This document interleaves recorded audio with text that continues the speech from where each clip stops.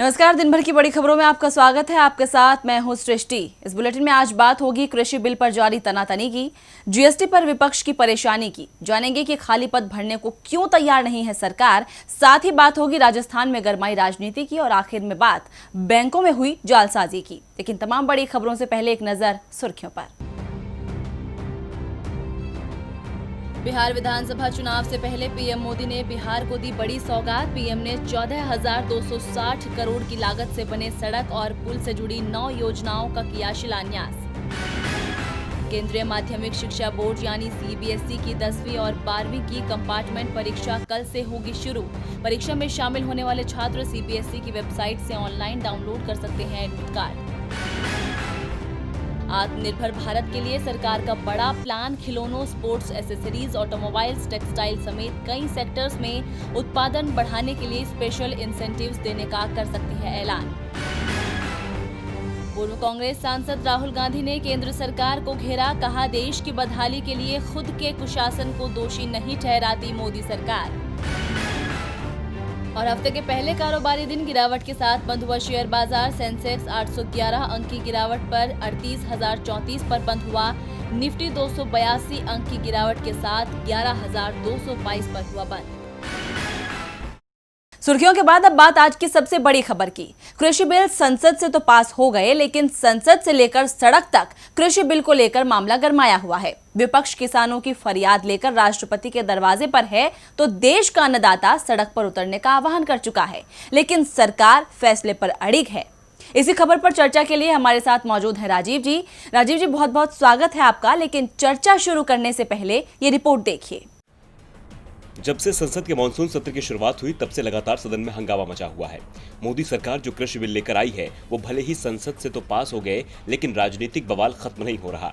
भले ही प्रधानमंत्री नरेंद्र मोदी ने विपक्ष पर किसानों को गुमराह करने का आरोप लगाया हो, कृषि बिल को लेकर सरकार और विपक्ष में ठनी हुई है। दरअसल रविवार को संसद सत्र के 7वें दिन विपक्ष ने बिल के विरोध में जमकर हंगामा किया और हंगामे के बीच राज्यसभा में ध्वनिमत से कृषि उपज व्यापार और वाणिज्य विधेयक 2020 और कृषक कीमत आश्वासन समझौता और कृषि सेवा पर करार विधेयक 2020 को मंजूरी दे दी गई। राज्यसभा के 8वें दिन यानी आज राज्यसभा के सभापति वेंकैया नायडू ने हंगामा करने वाले सदस्यों के खिलाफ एक्शन लेते हुए 8 सदस्यों को संसद सत्र से निलंबित कर दिया। लेकिन निलंबित सदस्य सदन से बाहर जाने को तैयार नहीं हुए, जिस कारण आज राज्यसभा की कार्यवाही नहीं चल पाई। राज्यसभा में विपक्ष की नहीं सुनी गई तो विपक्षी सदस्य अपनी बात लेकर राष्ट्रपति के पास पहुंच गए। कांग्रेस सहित तमाम विपक्षी पार्टियों ने राष्ट्रपति से समय मांगते हुए कहा कि उन्हें किसानों के खिलाफ पास किए गए बिलों पर दस्तखत नहीं करना चाहिए, इन्हें वापस संसद में भेज दिया जाना चाहिए। अब देखना है कि राष्ट्रपति इस पर क्या फैसला लेते हैं। लेकिन किसान फैसला कर चुके हैं, वो सरकार के खिलाफ सड़क पर उतरना भी शुरू हो गए हैं और 25 सितंबर को तो पूरे देश के अन्नदाता अपनी ताकत का एहसास सरकार को कराएंगे। किसान संघों ने कहा है कि सरकार अगर हठ धर्मिता पर अड़ी रहती है तो किसान भी पीछे हटने वाला नहीं है। अब देखना होगा कि कौन सा पक्ष हठ छोड़ता है। राजीव जी, सरकार जिद पर अड़ी हुई है कि बिल ना तो वापस लिया जाएगा और ना ही इसमें बदलाव होगा। वैसे संसद में बिल पास होने के बाद अब इस पर राष्ट्रपति को फैसला लेना है, लेकिन क्या सरकार बिल पेश करने से पहले विपक्ष और देश के किसानों को भरोसे में नहीं ले सकती थी? इस तरह आनन फानन में बिल पास कराने की क्या जरूरत थी? देखिए सृष्टि, संविधान का तकाजा यही है कि किसी भी विधेयक को पेश करने और पारित करवाने से पहले सरकार को उससे संबंधित सभी लोगों से चर्चा करनी चाहिए, उस विधेयक की खामियों पर खुलकर बात होनी चाहिए। उसके बाद संसद में पर्याप्त विचार विमर्श के बाद सारे सांसद उसके पक्ष या विपक्ष में वोट करें, तभी ऐसा कानून बनेगा जो वाकई सबके हित में होगा। लेकिन अभी कोई अंग्रेजी राज भी नहीं है कि ब्रिटेन में बैठे लोगों ने भारत के लिए कानून बना दिया और आम जनता को उसे मानने के लिए मजबूर होना पड़ा। गुलामी के दौर में ऐसे कई दमनकारी कानून भारत ने देखे और लोगों ने उसका पुरजोर विरोध किया, फिर भले ही उन्हें जेल क्यों न जाना पड़े, अंग्रेजों की लाठी क्यों न खानी पड़े। ऐसी कई जुल्मों को सहकर भारत ने वो आज़ादी हासिल की जिसमें यहाँ के लोगों को हक मिला कि वो अपनी सरकार को खुद चुने और उन जनप्रतिनिधियों को संसद तक भेजें जहाँ जनता के हितों को सबसे ऊपर रखकर फैसले लिए जा सकें। लेकिन ये अफसोसनाक है सृष्टि की मौजूदा सरकार में ये परंपरा टूट रही है। सरकार विधेयक विधेयकों को लगभग एकतरफा तरीके से पारित करवा रही है, जिसमें विपक्ष के विरोध की भी या उसके सुझावों की कोई संभावना ही नजर नहीं आ रही है, गुंजाइश ही नहीं है। सब कुछ सरकार की मर्जी से हो रहा है और उसकी ये मर्जी भी दरअसल पूंजीपतियों के दबाव का नतीजा है। जाहिर है कि कॉरपोरेट को लाभ पहुंचाने के लिए यह हड़बड़ी हो रही है और नाम लिया जा रहा है किसानों की भलाई का। तो अब बढ़ते हैं अपनी अगली खबर की ओर। जीएसटी काउंसिल की हुई 41वीं बैठक के बाद मुआवजे को लेकर विवाद जारी है, जिस पर अब विपक्षी दल अलग थलग पड़ते नजर आ रहे हैं। वो इसलिए क्योंकि 21 राज्यों ने केंद्र सरकार के पहले प्रस्ताव को मान लिया है और जिन राज्यों ने अब तक केंद्र के किसी भी प्रस्ताव को नहीं माना है, वहां गैर एनडीए दलों की सरकारें हैं। आपको बताते हैं कि क्या है वो 2 प्रस्ताव जिसे सरकार ने राज्य सरकारों को चुनने को कहा है। पिछले महीने जीएसटी काउंसिल की 41वीं बैठक हुई, जिसमें मुआवजे को लेकर राज्यों को केंद्र ने 2 विकल्प दिए थे। साथ ही राज्यों से कहा गया था कि वे 1 हफ्ते के भीतर अपनी राय दें, लेकिन अभी तक सभी राज्यों ने अपनी सहमति नहीं दी है। लेकिन अब जीएसटी मुआवजे को लेकर चल रहे विवाद में विपक्षी राज्य अलग थलग दिखाई पड़ रहे हैं। 21 राज्यों ने केंद्र सरकार द्वारा दिए गए पहले विकल्प यानी 97,000 करोड़ रुपए का कर्ज लेने का प्रस्ताव स्वीकार कर लिया है, जबकि विपक्षी राज्यों ने अभी तक केंद्र का कोई प्रस्ताव स्वीकार नहीं किया है। आपको बता दें, सरकार ने पहले विकल्प तहत राज्यों से ये कहा था कि सिर्फ जीएसटी की वजह से उन्हें अब तक करीब 97,000 करोड़ रुपए का नुकसान हो रहा है, इसलिए वे इतनी रकम वित्त मंत्रालय की देखरेख में एक खास सुविधा के तहत कर्ज ले लें। इसके तहत उन्हें उसी तरह हर 2 महीने पर रकम मिलेगी, जैसा कि अभी तक मुआवजा दिया जाता रहा है। और दूसरा विकल्प ये है कि राज्य पूरे जीएसटी राजस्व नुकसान को उधार ले, जो कि करीब 2,35,000 करोड़ रुपए का होता है। इसके लिए भी रिजर्व बैंक की मदद से खास विंडो यानी सुविधा की व्यवस्था की जाएगी। दरअसल नियम के मुताबिक जीएसटी से राज्यों को राजस्व के नुकसान की भरपाई केंद्र सरकार करती है। जीएसटी को जुलाई 2017 में लागू किया गया था।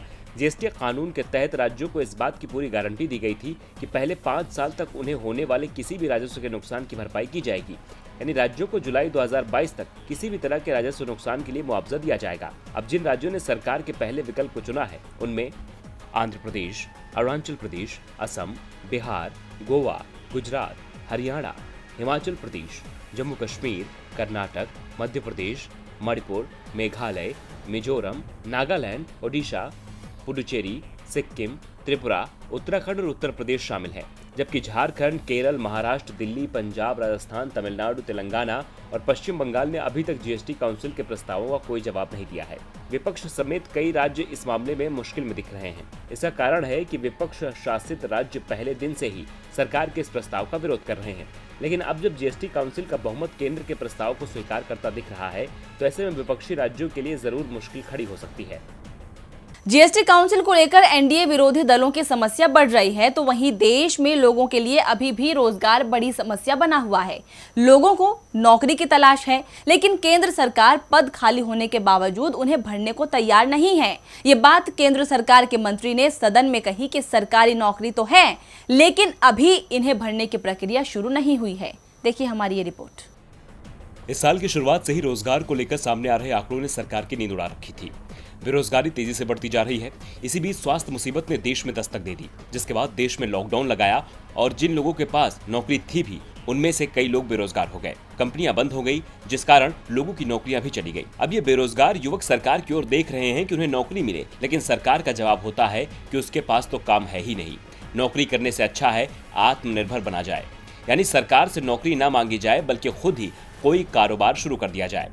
लेकिन क्या ये सच है कि सरकार के पास नौकरियां नहीं हैं?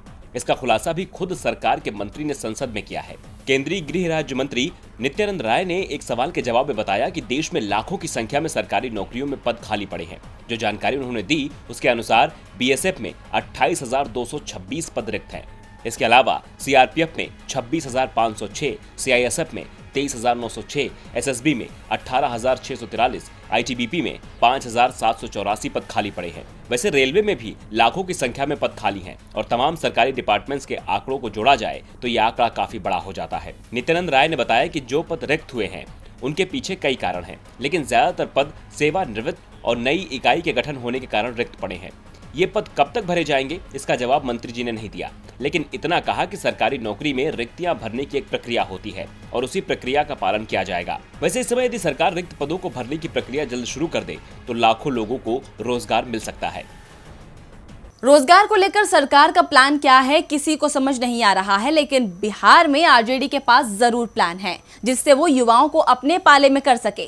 इस समय आरजेडी की तरफ से युवाओं को लुभाने वाले पोस्टर बिहार की सड़कों पर लगाए जा रहे हैं। इन पोस्टरों की चर्चा भी बहुत हो रही है क्योंकि आरजेडी के पोस्टर से लालू यादव गायब हैं, लेकिन लालू इससे नाराज नहीं है।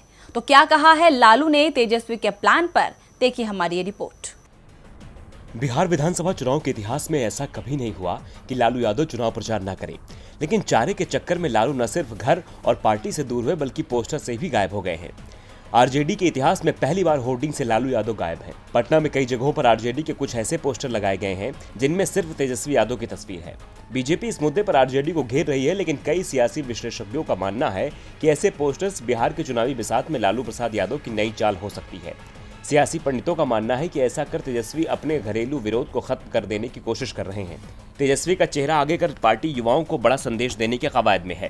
दरअसल तेजस्वी यादव पार्टी का युवा चेहरा है। जो सियासी पोस्टर उनके चेहरे को लेकर बनाए गए हैं उसमें लिखा गया है कि नई सोच नया बिहार, युवा सरकार अब की बार। पोस्टर पर लिखे इन नारों से साफ है कि पार्टी इस बार तेजस्वी यादव के बहाने युवाओं को लुभाने की कोशिश में है। राजनीतिक गलियारों में चर्चा है कि पोस्टर में सिर्फ तेजस्वी यादव को दिखाने की रणनीति खुद उनके पिता लालू प्रसाद यादव ने ही बनाई है।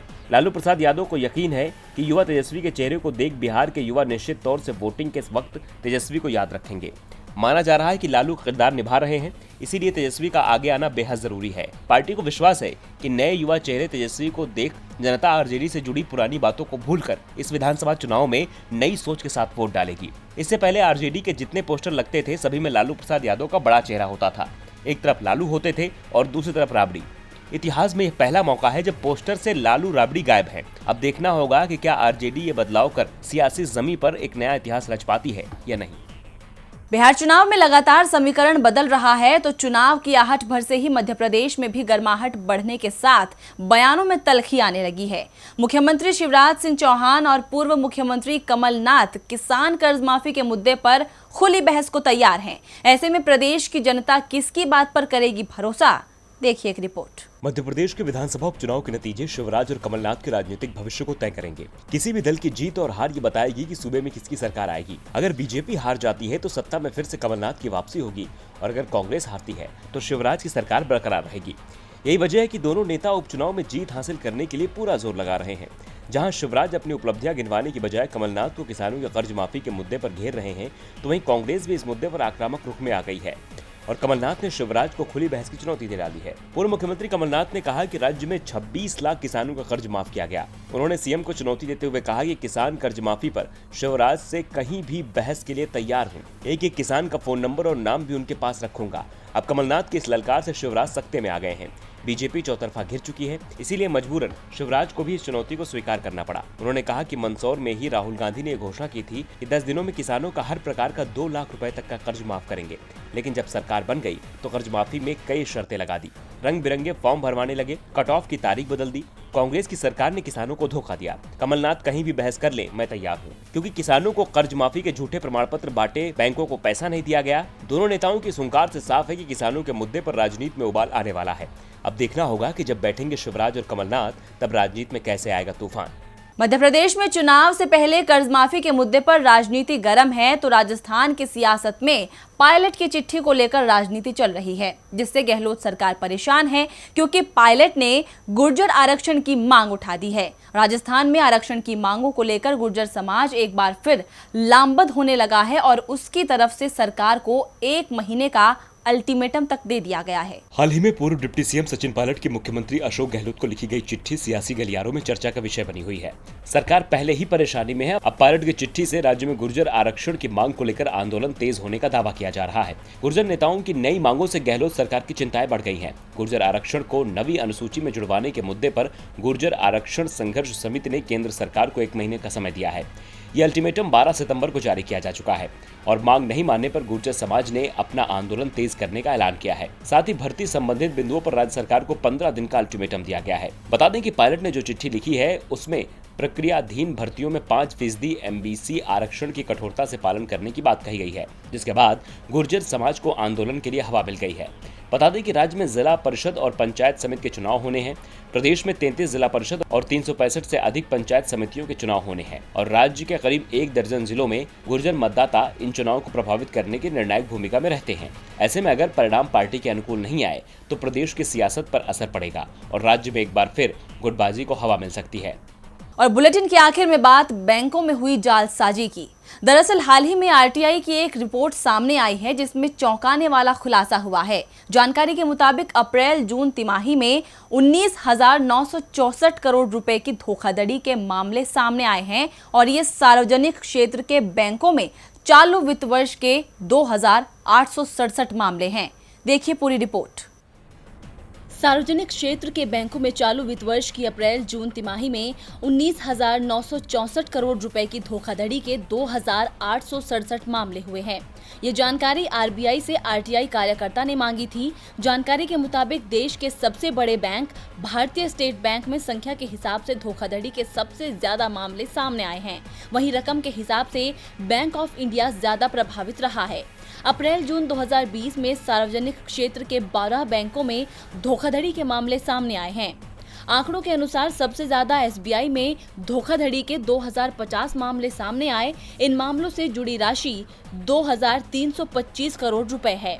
मूल्य के हिसाब से बैंक ऑफ इंडिया में 5,124 करोड़ रुपए की धोखाधड़ी के 47 मामलों का पता चला है। कैनरा बैंक में 3,885 करोड़ रुपए की धोखाधड़ी के 33 मामले सामने आए हैं। बैंक ऑफ बड़ौदा में 2,842 करोड़ रुपए की धोखाधड़ी के 60 मामले हैं। इंडियन बैंक में 1,469 करोड़ रुपए की धोखाधड़ी के 45 मामले हैं। इंडियन ओवरसीज बैंक में 1,207 करोड़ रुपए की धोखाधड़ी के 37 मामले हैं। बैंक ऑफ महाराष्ट्र में 1,140 करोड़ रुपए की धोखाधड़ी के 9 मामले सामने आए हैं। दूसरे सबसे बड़े सरकारी बैंक पंजाब नेशनल बैंक में 240 मामलों में 270 करोड़ रुपए की धोखाधड़ी के मामले सामने आए। वहीं अगर अन्य बैंकों की बात की जाए तो यूको बैंक में 831 करोड़ रुपए की धोखाधड़ी के 130 मामले, सेंट्रल बैंक ऑफ इंडिया में 655 करोड़ रुपए की धोखाधड़ी के 149 मामले, पंजाब एंड सिंध बैंक में 163 करोड़ रुपए की धोखाधड़ी के 18 मामले और यूनियन बैंक ऑफ इंडिया में 46 करोड़ रुपए की धोखाधड़ी के 49 मामलों का पता चला है। हालांकि आरबीआई ने अपने जवाब में कहा है कि बैंकों की तरफ से दिए गए ये शुरुआती आंकड़े हैं, इनमें बदलाव या सुधार हो सकता है। तो फिलहाल दिन भर की बड़ी खबरों में इतना ही। देखते रहिए डीबी लाइव। नमस्कार।